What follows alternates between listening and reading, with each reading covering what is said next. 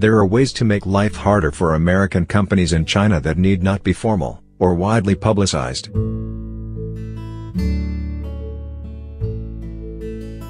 Until Thursday afternoon, there had been a reassuring sense of restrained, tit-for-tat reciprocity in the trade skirmish between the United States and China. But if this spirals into a bigger conflict between the world's two biggest economies, something that seemed to become more likely Thursday evening with President Trump's threat to add $100 billion more in tariffs, it's worth keeping something in mind: in a trade war, the usual rules of commerce may not apply. That is doubly true in a potential trade war with China, for several reasons.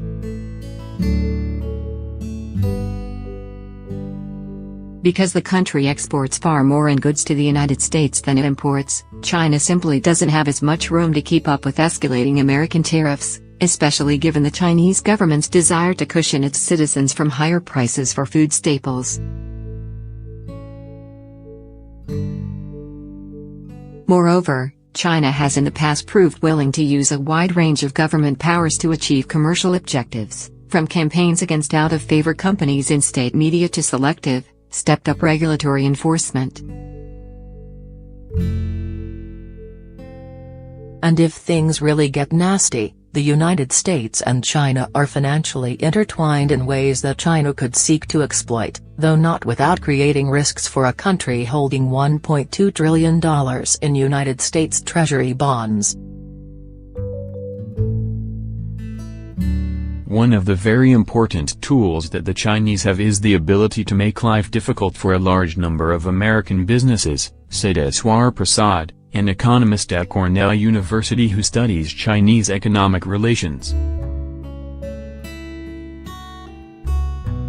They have all of these unconventional weapons that are not covered by traditional trading rules that could be potent weapons in actually fighting a trade war. The details of what China might do are speculative.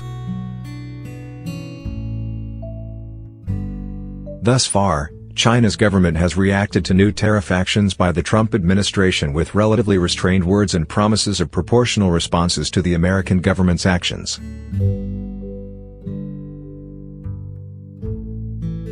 The Americans put tariffs on steel and aluminum. China responds by taxing American pork. The Trump administration's plans to tax $50 billion worth of Chinese imports is met with threats by the Chinese to subject $50 billion worth of American products to the same. Those tariffs won't even go into effect until after a comment period, setting up a potentially long period of lobbying and negotiation that could rein in their scope or even delay them indefinitely. But just because matters have been calibrated thus far doesn't mean they will stay that way. American financial markets have been swinging wildly in recent weeks as investors revise their predictions for what might come next. The tough math of tit for tat.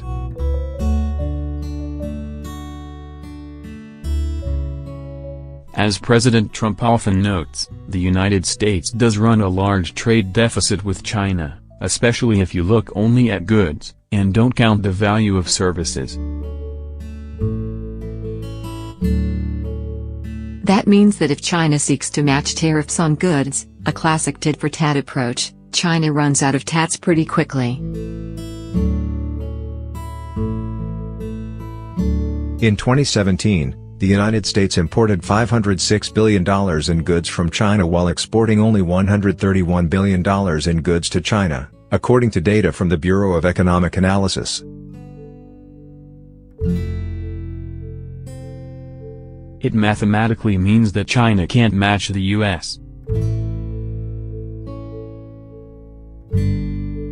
Dollar for dollar, said Brad Setzer, a senior fellow at the Council on Foreign Relations.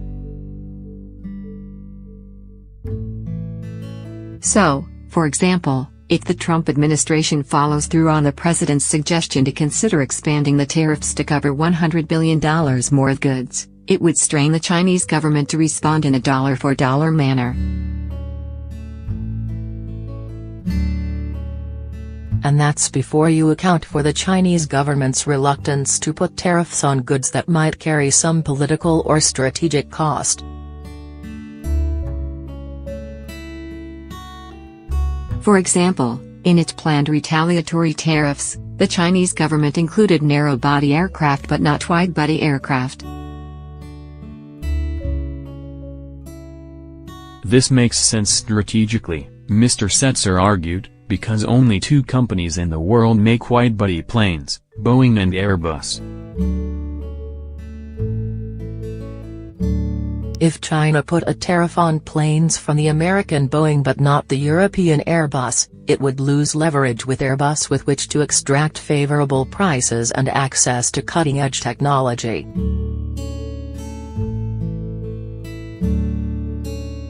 China has already imposed tariffs on the easy stuff, luxury goods like American wine and liquor, and agricultural goods that are considered luxuries within China, like almonds and pistachios. It is unlikely there will be uprisings in the streets of Shanghai if Kentucky bourbon gets more expensive. But in the latest round, China has said it will raise tariffs on American soybeans. That is likely to cause President Trump political problems in farm states, but it also risks raising food costs within China. It's a fair bet, then, that China views remaining options as even more problematic for the prices of staple goods or the country's industrial strategy. In other words, for China the low-hanging fruit is gone.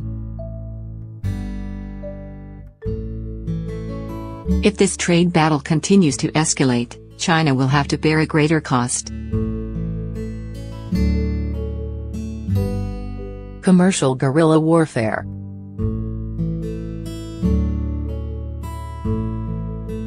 That reality could push China to seek other buttons to press. And while there is no recent precedent of a trade war to draw from, the Chinese government's actions in other types of disputes offer a potential roadmap. For one thing, American companies do significant business in China that doesn't show up in trade data. When Apple assembles an iPhone in Zhengzhou and sells it in Shanghai, that doesn't count as international trade, though the profits accrue to the benefit of a California-based company. The Chinese government has any number of tools to try to weaken that business if it wishes. It could decide that phones made by a foreign company are a national security threat, or shut down plants because of minor regulatory problems. That's the kind of thing they could reduce dramatically if they wanted to, said Nicholas Lardy, a senior fellow at the Peterson Institute for International Economics. To their credit, they have not hinted that this is on their agenda, and they seem to be sticking to this idea that their response will be reciprocal and not escalatory. But they have plenty of other options.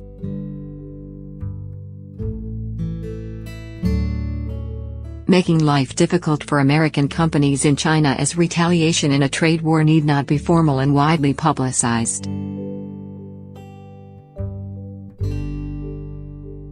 American automakers who make cars in China might find their local joint venture partners squeezing them out.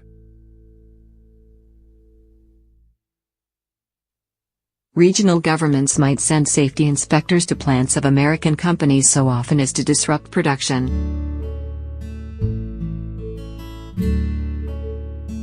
There are more public options, too.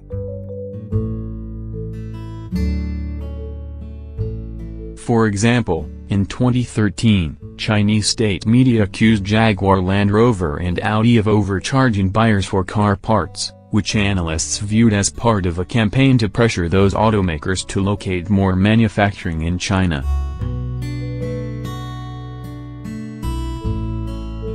Bruising in the bond market.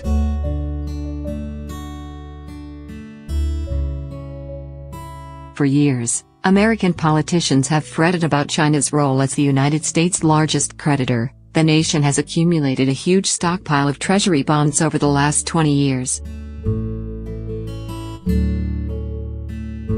Could China use its role as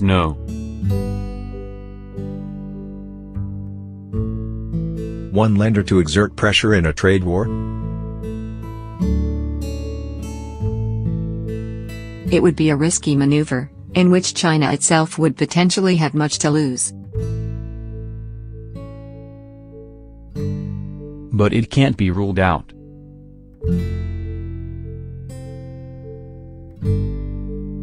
If China were to suddenly unload some of its holdings, or even signal an intention to buy fewer dollar assets in the future, that would probably cause long-term interest rates in the United States to rise, at least temporarily.